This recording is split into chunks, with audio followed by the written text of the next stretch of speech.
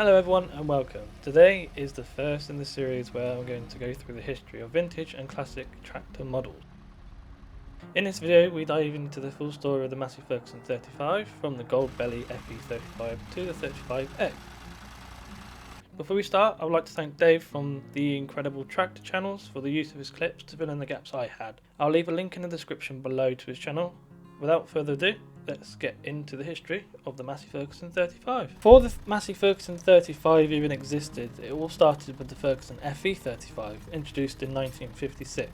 These earlier models are affectionately known as the Gold Belly due to their bronze painted chassis paired with a grey bonnet with wings.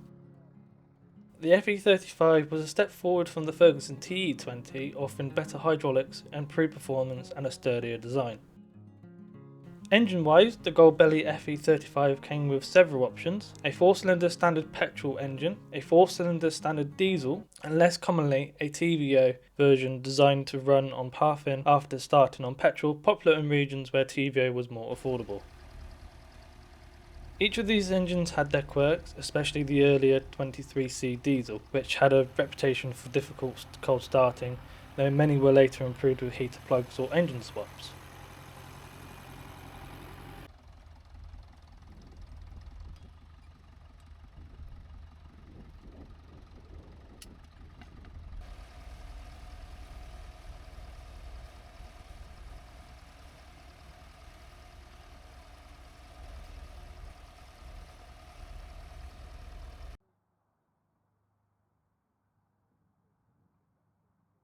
In late 1957, following the merger of the Massey Harris and Ferguson, the FE35 was officially rebranded as the Massey Ferguson 35. The iconic red and grey livery replaced the bronze and grey, symbolising the new MF era. It retained much of the same mechanical layout as the FE35, but gradually improved with updated components and better availability of parts. From 1957 to 1964, over 200,000 MF35s were built in the UK alone, and thousands more were exported or licensed for production abroad, a true global success. Throughout its run, the MF35 offered a range of engines. The most common was the 3-cylinder standard diesel, which delivered strong low-end torque and proved extremely fuel efficient. Petrol engines were also continued, primarily with the 4-cylinder standard 23C engine. As we mentioned earlier, some versions even used the TVO engine, particularly in the earlier FE35s. In 1960, a big upgrade came with the introduction of the Perkins A3152 diesel engine, a 3-cylinder powerhouse known for durability, easy starting and smoother operation. This engine became the benchmark for all small tractors for years to come and is still praised today.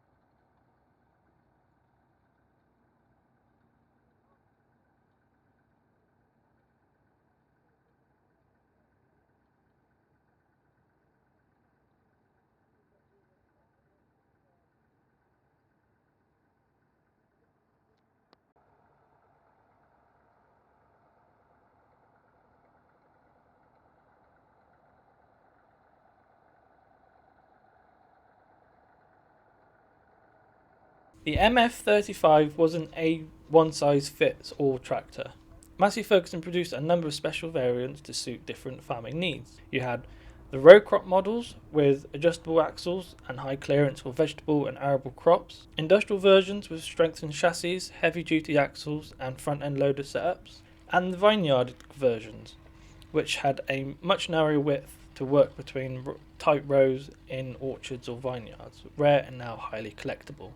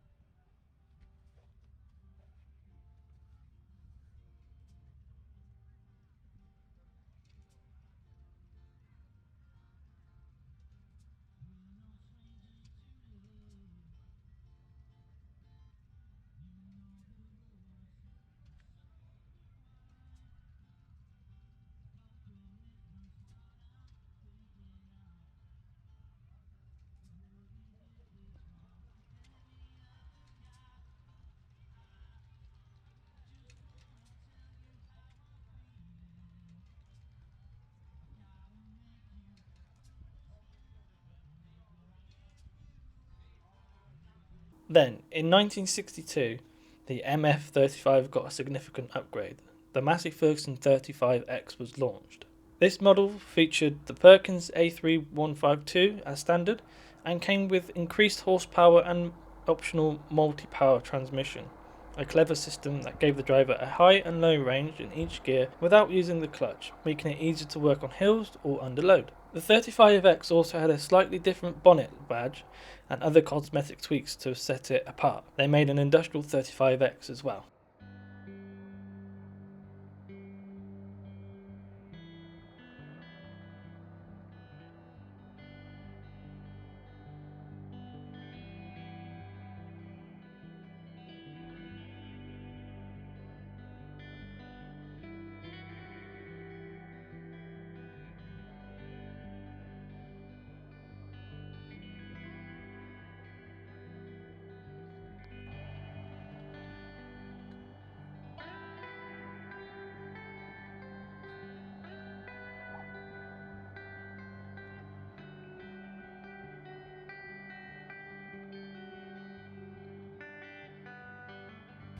As you will all know, if you attend plough matches, tractor shows or steam shows, there will always be a Massey Ferguson 35 or FE35 there. This is because they were very well made and very versatile with what they could do. I would think Harry Ferguson would be very proud knowing that people still use his products to this day.